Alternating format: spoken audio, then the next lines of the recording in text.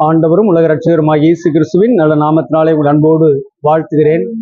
இந்த அருமையான நாளிலும் திருச்சபை நமக்கு அருமையாய் தந்திருக்கிற தலைப்பு உயிர்த்தெழுந்த கிறிஸ்துவோடு பயணித்தல் என்பதாக நாம் சிந்திக்க அழைக்கப்படுகிறோம்.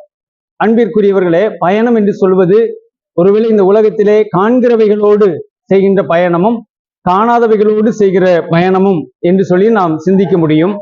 அந்த அடிப்படையில இயேசு கிறிஸ்து இந்த உலகத்திலே மனித தன்மையிலே வாழ்ந்த பொழுது அநேகர் அவரோடு கூட பயணித்தார்கள். உயிர்த்தெழுந்த பின்பதாக அந்த கிறிஸ்துவோடு பயணிக்கிற அனுபவம் என்பது என்ன என்பதைத்தான் இன்று சிந்திக்க அழைக்கப்படுகிறோம். அந்த அடிப்படையில் நமக்கு கொடுத்திருக்கிற 3 முக்கியமான வேத பகுதிகள்: யாத்ராகமத்தின் புத்தகம் 33ஆம் அதிகாரம் 12 முதல் 16 வசனங்கள், இன்னும் அப்போஸ்தலர் 18ஆம் அதிகாரம் 1 முதல் 11 வசனங்கள், லூக்கா எழுதின சுவிசேஷம் 24ஆம் அதிகாரம் 13 முதல் 33 வசனங்களிலே நாம் பார்க்கிறோம். இந்த நாளிலே நமக்கு கொடுக்கப்பட்டிருக்கிற சத்திய வசனம் நாம் பார்க்கின்ற பொழுது லூக்கா எழுதின சுவிசேஷம் 24ஆம் அதிகாரம் 31ஆம் வசனம் இவ்வாறு சொல்லுகிறது: அப்பொழுது அவர்களுடைய கண்கள் திறக்கப்பட்டு அவரை அறிந்தார்கள். உயிர்த்தெழுந்த ஆண்டவரை அறிகின்ற அந்த செயல்பாட்டோடு கூட நாம் இந்த நாளிலே தியானிக்க அழைக்கப்படுகிறோம். கிறிஸ்துவுக்குள் பிரியமானவர்களே, 3 முக்கிய குறிப்புகள். முதலாவதாக, உயிர்த்தெழுந்த கிறிஸ்துவோடு பயணித்தல் என்று சொல்லுகின்ற பொழுது வாக்குறுதிகளோடு பயணித்தல். ஆண்டவர் நமக்கு வாக்குறுதிகளை தந்திருக்கின்றார். யாத்ராகமத்தின் புத்தகம் 33ஆம் அதிகாரம் 12ஆம் வசனத்திலே பார்க்கிற பொழுது மோசே சொல்லுகிறார், ஆண்டவரே உம்முடைய கண்களில் எனக்கு கிருபை கிடைத்தபடியினால் என்று சொல்லி அவர் குறிப்பிடுகின்றார். ஆகவே இந்த ஜனங்களை வழிநடத்த வேண்டும் என்று கேட்ட பொழுது 33ஆம் அதிகாரம் 14ஆம் வசனத்திலே ஆண்டவர் சொல்லுகிறார், என் சமூகம் உனக்கு முன்பாக செல்லும், நான் உனக்கு இளைப்பாறுதல் தருவேன் என்று ஆண்டவர் வாக்குறுதியை கொடுக்கின்றார். அன்பார்ந்தவர்களே, வாக்குறுதி என்பது நான் உன்னோடு வருவேன். ஆண்டவரே, என்னோடு யார் வருவார்கள்? உங்களுடைய மக்களை நான் நடத்தி செல்வதற்கு யார் எனக்கு கூட வருவார்கள் என்று சொன்ன பொழுது ஆண்டவர் சொல்லுகிறார், நானே உன் கூட வருவேன், என் சமூகம் உனக்கு முன்பதாக செல்லும் என்று சொல்லி ஆண்டவர் அங்கே வாக்குறுதியை கொடுக்கின்றார். அந்த வாக்குறுதியை அவர்கள் நம்பி கடந்து செல்கின்ற பொழுது, அவருடைய கிருபையை நம்பி கடந்து செல்கிற பொழுது அந்த இஸ்ரவேல் ஜனங்களை மோசே வழி நடத்தினார் என்பதை வேதம் நமக்கு கற்றுத் தருகிறது. கிறிஸ்துவுக்குள் பிரியமானவர்களே, இந்த நாளிலே ஒருவேளை ஆதியாகமத்தின் புத்தகம் 19ஆம் அதிகாரம் 16 முதல் 17 வசனங்களை நீங்கள் பார்க்கின்ற பொழுது லோத்து என்கிற மனிதனை குறித்து பார்க்கிறோம். லோத்துவுக்கு கர்த்தருடைய கண்களிலே கிருபை கிடைத்ததினாலே அத்தனை மக்களும், சோதோம் குமோரா மக்கள் அங்கே அழிக்கப்படக்கூடிய சூழ்நிலையிலே இந்த லோத்துவும் அவன் குடும்பத்தையும் கர்த்தர் அங்கே வழி நடத்துகிறதை பார்க்கிறோம். எப்படி அவர்களோடு கூட பயணிக்கிறார் என்று சொன்னால், அவன் லோத்தையும் அவருடைய மனைவியையும் அவருடைய பிள்ளைகளுடைய கரங்களையும் பிடித்து ஆண்டவர் வெளியே கொண்டு செல்கிறார். ஒரு வாழ்வுக்கான வழியை கொடுக்கின்றார். ஒருவேளை உலக பிரகாரமான காரியங்கள் அங்கே அவர்களுக்கு இழப்பு ஏற்பட்டது, இழந்து போன நிலைகள், தங்கள் சம்பாதித்த பொருளாதாரங்கள், சம்பாதித்து வைத்திருந்த காரியங்கள்லாம் அழிந்து போனாலும் உயிர் தப்பும்படியாக ஆண்டவர் அவர்களுக்கு வாழ்க்கையை திரும்ப கொடுக்கிற கிருபையை பாராட்டினார் என்பதை லோத்து அந்த இடத்திலே வெளிப்படுத்துகிறதை பார்க்கிறோம். இந்த கிறிஸ்துவோடு பயணித்தல் என்பதிலே ஒருவேளை உலக பிரகாரமாக நமக்கு இழப்புகள் காணப்படலாம், குறைவுகள் காணப்படலாம், பொருளாதார இழப்புகள் காணப்படலாம். ஆனால் ஆண்டவரோடு நித்தியமான வாழ்க்கைக்கு ஆண்டவர் நமக்கு வாக்குறுதியை தந்து நான் உன்னோடு இருக்கிறேன் என்று அவர் வெளிப்படுத்துகிறதை நாம் பார்க்கின்றோம்.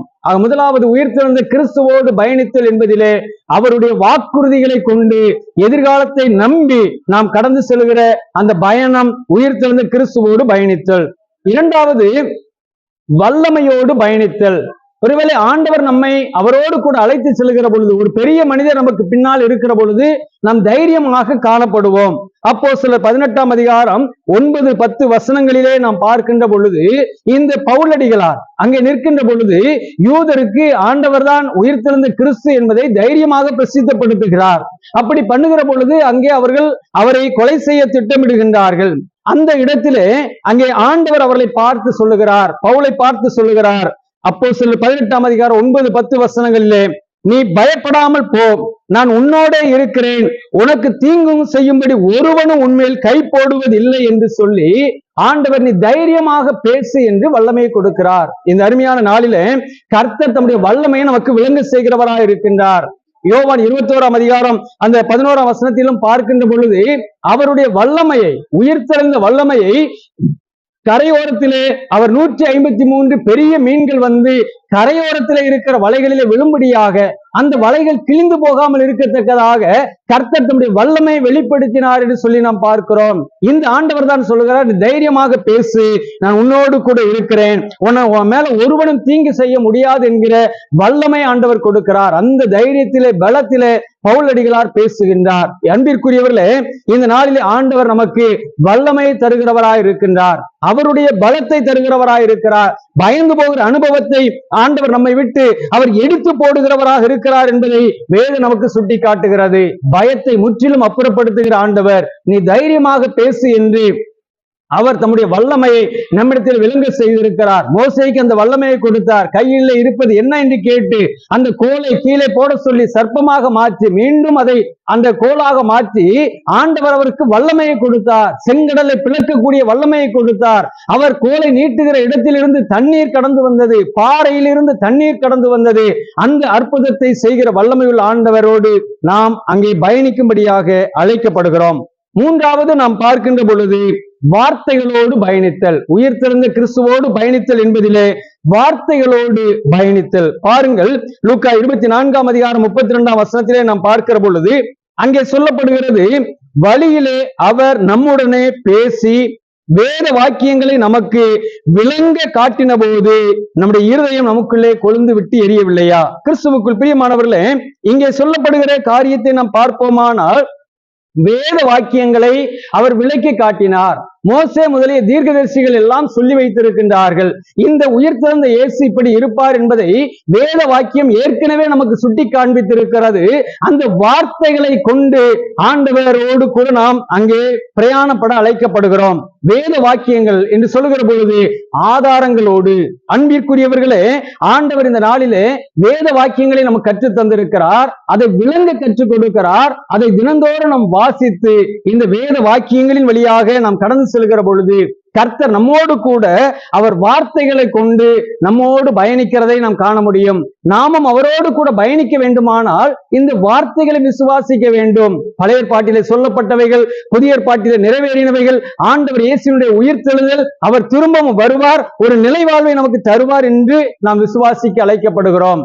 இந்த வார்த்தைகளை விசுவாசிக்கிற பொழுது அந்த வார்த்தைக்கு ஜீவன் இருக்கிறது என்று நாம் நம்புகிற பொழுது உண்மையாகவே நாம் பயப்பட மாட்டோம். லூக்கா 24ஆம் அதிகாரம் 5ஆம் வசனத்திலே பார்க்கிற பொழுது அந்த மரித்து போன இயேசுவை காண சென்று அந்த பெண்கள் அங்கே என்ன செய்தார்கள்? அங்கே அவர்களை கண்டு பயந்தார்கள். அங்கே தலை கவிழ்ந்து நின்றார்கள். அவர்கள் நேராக பார்க்க முடியாதபடி குப்புற பார்த்து கொண்டிருந்தார்கள். அவருடைய அறியாமை, அவருடைய இயலாமை எல்லாவற்றையும் மாற்றுகிறவராக நீங்கள் தேடுகிறவர் அவர் உயிர் தெழுந்தார் என்று சொல்வதனாலே அவர்கள் அங்கே பலனடைந்தார்கள் என்று சொல்லி பார்க்கிறோம். அவருடைய வார்த்தை நம்மை பயத்திலிருந்து நீக்குகிறது. இந்த அருமையான நாளிலும் அவருடைய வார்த்தைகளோடு பயணிப்பது உயிர்த்தெழுந்த கிறிஸ்துவோடு பயணிப்பதற்கு அடையாளம். அதை ஆண்டவர் தம்முடைய பிள்ளைகளுக்கு விளங்க எடுத்து காண்பித்து அவர்களுக்கு சொன்ன பொழுது அவர்கள் அவரை அறிந்தார்கள். அப்பத்தை பிற்கையிலே அவர்கள் அவரை அறிந்தார்கள். நாமும் இந்த நாளிலே உயிர்த்தெழுந்த ஆண்டவரை அறிந்து அவரோடு கூட பயணிக்கத்தக்கதாக முதலாவது அவருடைய வாக்குறுதிகளோடு நாம் பயணிக்க அழைக்கப்படுகிறோம். இரண்டாவது அவருடைய வல்லமையோடு நாம் பயணிக்க அழைக்கப்படுகிறோம். மூன்றாவது அவருடைய வார்த்தைகளோடு, ஜீவனுள்ள வார்த்தைகளோடு நாம் பயணிக்க அழைக்கப்படுகிறோம். அந்த பயணத்திலே வெற்றியையும் மேன்மையும் ஆண்டவர் தந்து நம்மோடு அவர் வீற்றிருப்பார். நாம் அவரோடு இணைந்து பயணிப்போம். ஆண்டவர் நம்மை ஆசீர்வதிப்பாராக. ஆமேன்.